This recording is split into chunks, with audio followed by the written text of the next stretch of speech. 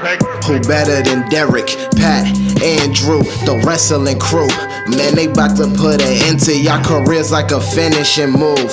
They bout to give y'all facts on these cats that's fighting on these mats. Y'all can't see them like John Cena. Even if y'all had 20/20 vision, y'all better listen, pay attention, and take notes down and realize that it's not your time now. And watch these three kings take the crown. Hey, hey.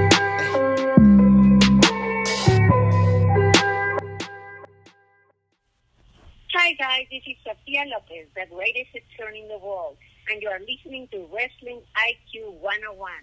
Hey everyone, this is Andrew from Wrestling IQ 101. When I'm not hosting our podcast, I'm usually at collarandelbowbrand.com. That's right, Collar and Elbow is the only place that combines wrestling with street attire. And I know what you're thinking, I want to look fashionable too, and I also want to save 10%. So head over to collarandelbowbrand.com and use the promo code WIQ101 and look fashionable and save some money. And now, on with the show. Hey everyone, welcome back to another edition of Wrestling IQ 101. I'm Andrew, and you can listen to Wrestling IQ 101 right here on YouTube. You can search us on the B Plus Player Network across all platforms. You can search Wrestling IQ 101 on iTunes. Plus, you can subscribe to us on all of our social media. It's on Facebook, Twitter, and Instagram at Wrestling IQ 101. And today, I'm sitting with Mitch Vallen. How's it going, man? What's up, dude? How you doing? I'm doing pretty good, man. I'm doing pretty well. And I'm excited that you're on here today. We're going to talk about some cool stuff you've been doing. Thank you for having me, man. It's an honor to be on here. Yeah. So, Mitch, I mean, I've seen you wrestle a couple times live. How would you describe your persona to somebody who hasn't seen you? I scream a lot. Yeah. I scream. I hit. I am not pretty whatsoever. Uh-huh. If anything, kind of just old school style brawl, where it's going to look sloppy, but you just know that pretty much it's getting laid in. Sure. Yeah, I mean, you've been in there with some pretty decent talent. What's been your favorite opponent as of so far? That's a really difficult question to answer because I've been lucky enough to wrestle against a lot of the really experienced guys. Mm-hmm. I'll give one. I had a match with wrestler Stockade this past January for H2O's Subterranean Violence Volume 4, if I'm correct. Mm-hmm. If I remember correctly, that's also the event that you and I first met. Yeah, it was. It was that night. And that was a pretty incredible matchup. Thank you. I appreciate it. It was very important for me to do well in that match because it was match number 3 in H2O's Presents Tremont's Deathmatch Trial Series, mm-hmm. where I was put through a series of death matches to pretty much prove myself and test myself against some of the very best in the deathmatch wrestling genre. Yeah, sure. And that's the thing about you, because you're a little bit of a hybrid, because you can get in there and wrestle with the best of them. You've been in there with people like Matt McIntosh and who else have you been in there with? Matthias Glass and Kid Osborne. So there's been... what is it about deathmatch wrestling that you have come to find yourself in? It was a decision I made a couple years ago after watching Danny Havoc's retirement match versus Alex Colon. And funny enough, over this past weekend, Danny Havoc actually made an in-ring return for most likely one night only for a fundraiser show that H2O hosted for professional wrestler G-Raver. So that was pretty cool to see him there. But going back to his match with Alex Colon versus Danny Havoc's retirement match, it was watching that match where there was just something about it that there was this magic that you had to feel and be there and watch it in order to understand, where it just that's what really sparked me to actually want to do death matches. Yeah.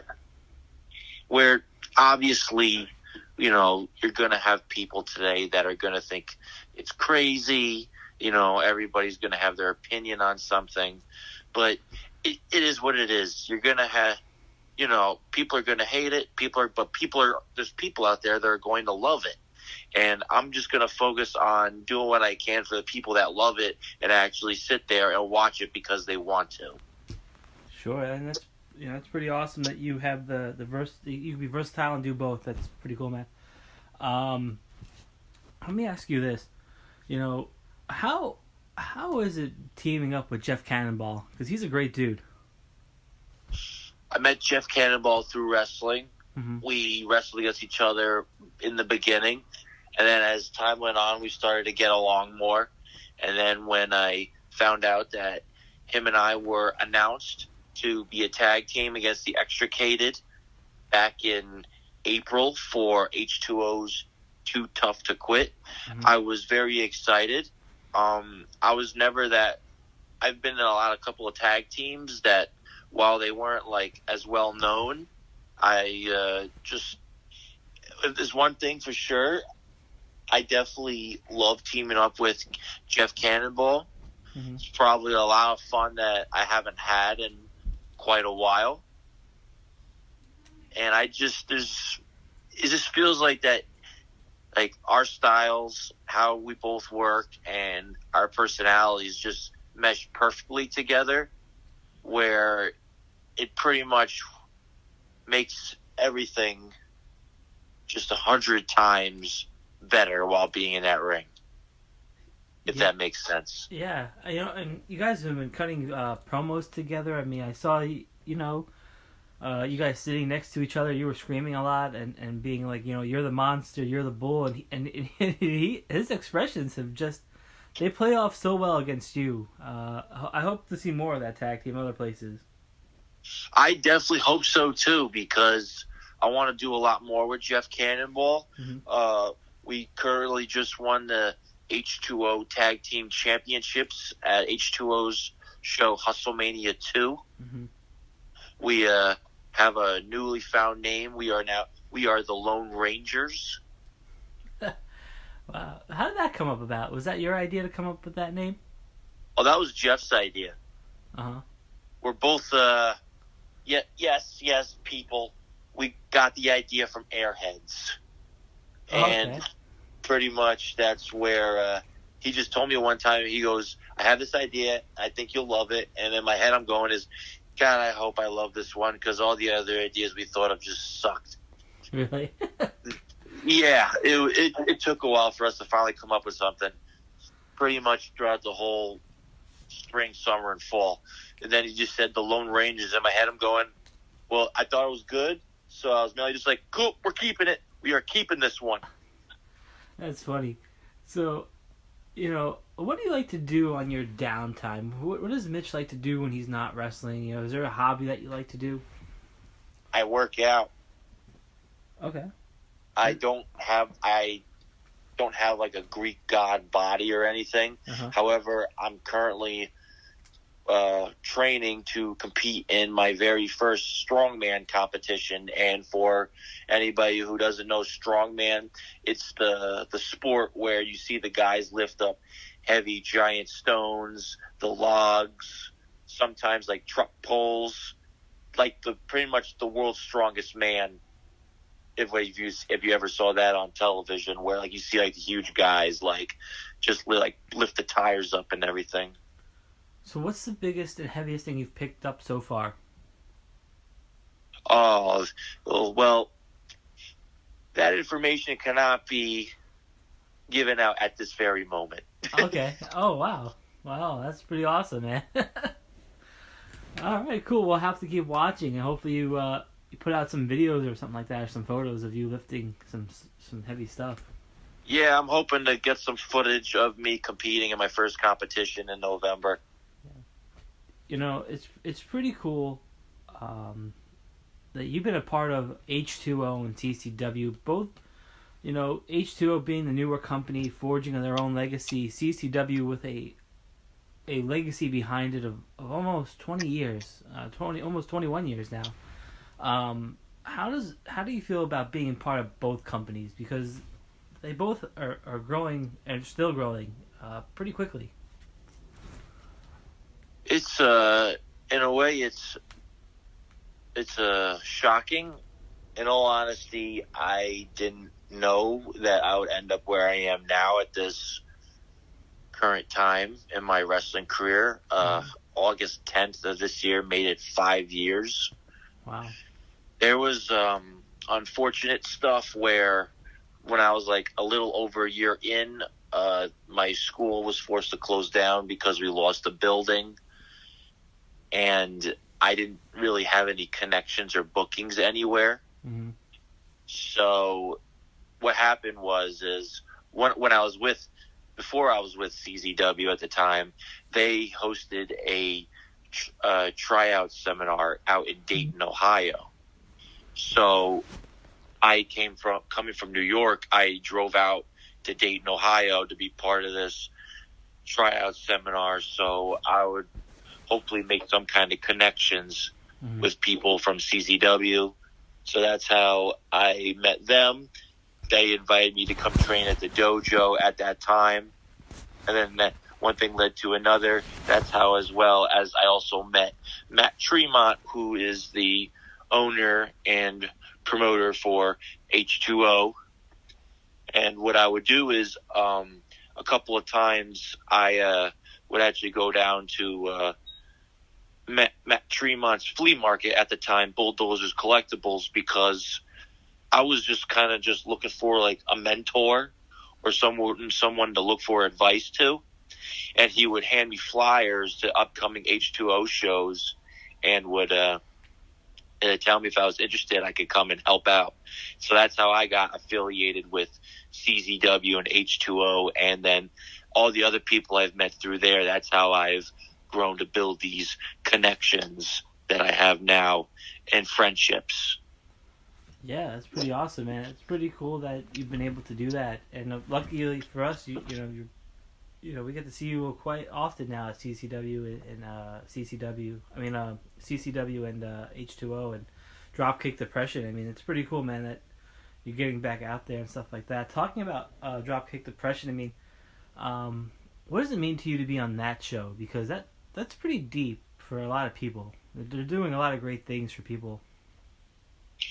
Pretty much to me, just wrestling as a whole is a big deal for me, because pretty much I just, all from seeing a lot of things and experiencing a lot of things in wrestling, I just take it as if that, okay, today my job is to do whatever I can to whoever decided to buy a ticket and give them a good show, no matter what I have to do, as long as I still have my dignity at the end of the day. So I just look at as wrestling as a way for me to give back to people or feel as if I'm doing a service to people, like I'm helping.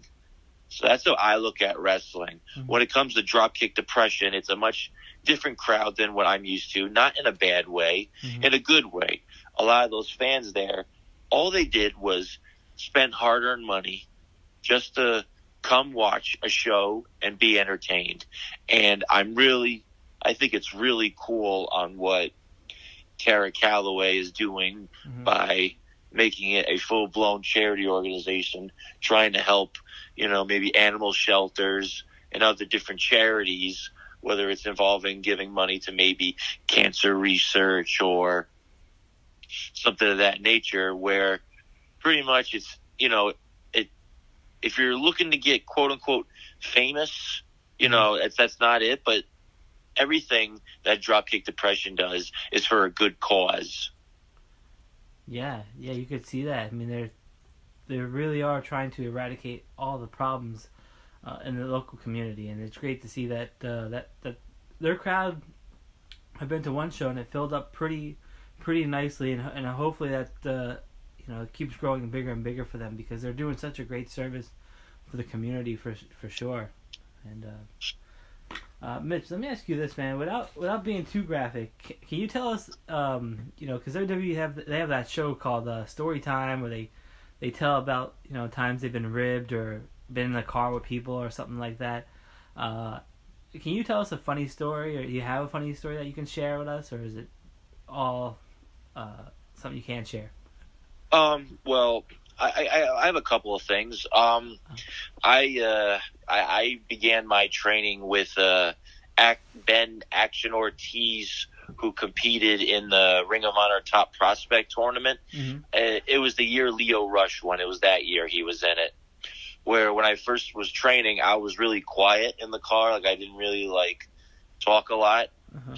So, as we talked about this actually earlier this year, his way of trying to get me to talk would be, just saying a bunch of, nasty things to me. Mm-hmm. Where pretty much he would just, let's say if it was his birthday and I would tell him happy birthday, then he would just tell me to do something that, let's just say, isn't for, family ears. Okay.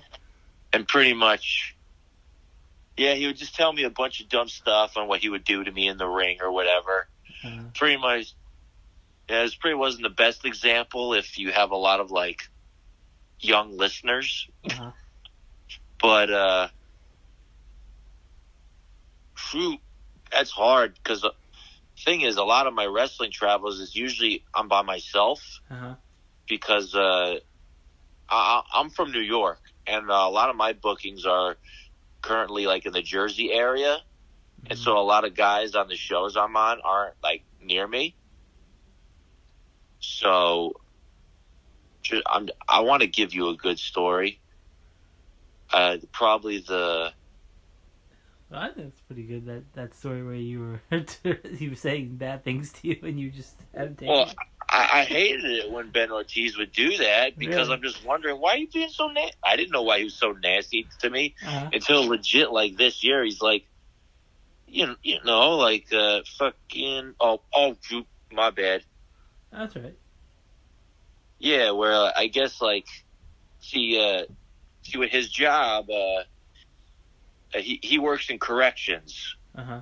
So if I could just give you an example, when you're walking down like a block in a correctional facility, you're gonna hear some dirty stuff come from the inmates. Oh, sure. Yeah, you have to. and let's just say he gave me inmate talk on what he was what he wanted to do to me and stuff. Wow, that is kind of hilarious. Yeah, that's probably it's hilarious now because it's done. Yeah. Well, I'm sorry that happened to you, but it does make for a good story, and it's helped you out because now you've been able to branch that personality that you were alluding to before, that you didn't really have it when you were driving in the car with people. Yeah, that was his goal, because whenever he wanted me to really kind of just start being more intense and a lot more fire. So pretty much that was his goal. So he was just trying to do whatever he could. And anytime he messaged me, I'm just waiting for him to tell me tell me what to do, I'm just waiting for some dirty remark. Oh wow. Well, yeah. But then he goes, "Oh geez, I traumatized you." Oh, well, at least he knows. He's aware. Let me ask you, what is the worst injury you've been sustained so far in either the death matches or just in a normal match?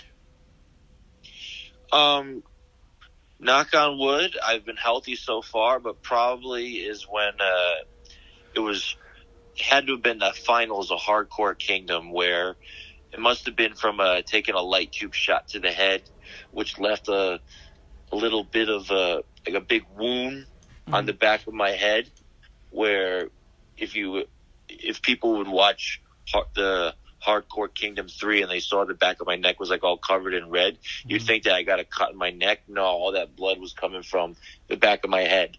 Wow. Where that's I would have to say that's definitely the worst thing. Thankfully, we got that super glued in the back. Wow. Because I didn't want to go. I didn't want to bother going in the New Jersey hospital since I have New York health insurance. I didn't want to deal with all that paperwork. Plus, I didn't feel like getting a bill for something like that. They told me it could be super glued. Wow. Wow, I can't believe that. And you drove home right after the match, too? Yeah, I didn't make it home till like 9 o'clock because I got something in the morning because I got something to eat and made a couple of stops because I was tired. However, my face still had dry blood on it, and the dude at my local gas station just looked at me, and he just pretty much looked at me and said, "You all right?" And I just looked at him, and I just said, "Yeah, I'm good, dude. I fell. Don't worry about it." Oh, you told him you fell? Wow. That is crazy, man. I'm glad you made it home in one piece, and wow, that's crazy, man. That's crazy that it probably looked like you murdered somebody. I mean... Yeah, especially when running into the people I see during the week all the time. I kept getting the, "Oh my God, what happened?" I'm like, "Oh, I was just wrestling this weekend. That's all." Wow, that's crazy. And then I mentioned one when I kind of keep the whole deathmatch stuff a secret to a lot of people since I don't need them being all freaked out. Sure. Because I've already had people who know me search my name online because they were afraid of me. Wow. Because I didn't tell them about my wrestling. Just one day they just came up to me and went, "Hey, I saw your wrestling stuff online," and I was just like, "Oh, okay. Well, as long as I didn't find the goat video, that's okay." Wow, that's pretty crazy, man. You know, you've also been in there in the ring with current AEW star MJF. I mean, you remember anything from that match? Yeah, I remember it was before he got super famous. Yeah, it's true. Yeah, it is true. And that was when that was actually I think that was the week. That was the Sunday before I actually drove out to the Dayton, Ohio for that tryout seminar. Mm-hmm. Where pretty much it was a studio taping where they put us both together, and pretty much I really didn't know who I was at the time. Mm-hmm. MJF did, as you could tell. Really good, very good talent, you know. Yeah. And I was actually really happy with that match. I hope he was too. Yeah. Even though I know he's had a ton more big time matches after that. Yeah, he's not really the nicest guy. I can't see you guys hanging out afterwards or anything like that. Yeah, I think if people see my footage, I don't think people would think that I hang out with a lot of people. Yeah. Well, especially MJF, because he's so witty and cruel to people. You know, if you see him, he's just very, you know, that persona I think is really him. He's great. He really is great, though.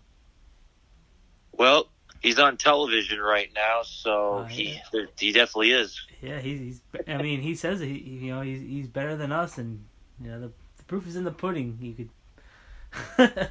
You know, let me ask you this, Mitch. At the end of the day, what is your goal? Is your goal to work for like AEW or WWE, or are you content being a local legend around these parts? I mean, what is the end game for you? So this is how it, I guess, kind of started. When I first started wrestling, I had these huge dreams about wrestling for the WWE and all that. But then as time went on, my career took different turns, and you know, I have had, you know, people have tried to be in my ear, try to tell me that the death matches are not good. People are just going to label you as a death match wrestler, and in my head, inside of me, I'm just like, whatever. And then as time went on, a part of me also felt like that I probably didn't really have like anything higher up than what I have now. Mm-hmm. But you know, I've thought about quitting hundreds of times. However, when I did watch the AEW television premiere last week, mm-hmm. and you know, I'm 26 years old, so I grew up at the time where, you know, I grew up with Tony Schiavone, Jim Ross, and WCW was on TV still. And just watching that show gave me that feeling of what I grew up watching again. Where like this, like it reminded me of what I fell in love with. And seeing the guys on All Elite Wrestling on, what, who they were, what they looked like, what they were doing. Mm-hmm. Just watching that show just gave me a whole lot more motivation again, and pretty much I got as motivated as I did when I first started. Sure. However, so I would love to one day get an opportunity to wrestle on All Elite Wrestling. Mm-hmm. But if I had to say, like, the biggest goal right now for me would be Japan. Oh, wow. Japan. That's pretty cool, man. That's pretty cool. I mean, so many of the greatest stars have come through Japan. I mean, I think of Terry Funk and Mick Foley, just name two. I mean, that would be such a great opportunity for you to go to Japan. Yeah. Matt Tremont is one of the guys I looked up to when I first started getting involved, and as a fan in the deathmatch genre, where I didn't discover deathmatch wrestling till much later, back around 2013, when I found John Moxley versus Thumbtack Jack at CZW's Tournament of Death Rewind, where that's when I first saw it, and it was a little rough in the beginning, but when I first started watching guys like Matt Tremont, and then watching his journey of going to Japan and wrestling Onita and stuff, where that's what inspired me thinking, well, something inside of me says I have what it takes, and there's a chance for that to happen. So that's why I'm like, I have high hopes when it comes to that. Well, man, I hope you achieve that goal for sure, and I know you will, man. I have a feeling you're gonna make it to Japan and wherever else you want to go, and it's awesome because AEW and WWE now, they're kind of breaking the mold on body types. I mean, look at all the people who you just mentioned before, like Samoa Joe. I mean, these guys are, they look pretty average, but they're kicking ass, man. So I think that's kind of cool that the fire was relit in you, and I hope you make it to one of those companies for sure. Yeah, for me, when discussing the body type, when I grew up as a fan, I didn't look at like how big you were or whatever until I watched Beyond the Mat, and then when the documentary Beyond the Mat, when they were talking about what they were looking for. But then if you look back in the 1980s, then you saw all that. Yeah. But it's just like, Samoa, when you said Samoa Joe, for example, he trains in martial arts, like he's a practitioner. Yeah. So, does he look like a Greek god? No. But when he goes out there, he's a killer. And if you look at old school days, Terry Funk didn't look like a Greek god, was a killer. Sure. And I think it's just more people just want to see a killer instinct from whoever's in that ring. It doesn't matter what they look like or not. If there's just some kind of fiery attitude that they have where they're just looking to see their opponent and just look to rip them apart, I think that's what gets people excited. Absolutely. Mitch, it's been fun talking with you, getting to know you. Let me ask you this. Where can people get you on social media if they want to connect with you? So I'm on Twitter at Mitch Vallen with a capital M and a capital V. And on Instagram, it's just at Mitch Vallen, all lowercase. And my Facebook is private, so that's not the best place. Awesome. Well, Mitch, thank you so much for taking out the time and talking with us at Wrestling IQ 101. We really appreciate it. Thank you for having me. Yeah, we really appreciate you coming on and giving us a little insight about what you've done and where you're going. And for us, this has been Wrestling IQ 101. You can follow us on Facebook, Twitter, and Instagram at Wrestling IQ 101. You can subscribe right here on YouTube. Check us out on the B Plus Player Network across all platforms. Or if you search for Wrestling IQ 101 on iTunes, you'll find our official page. And we will see you guys very soon.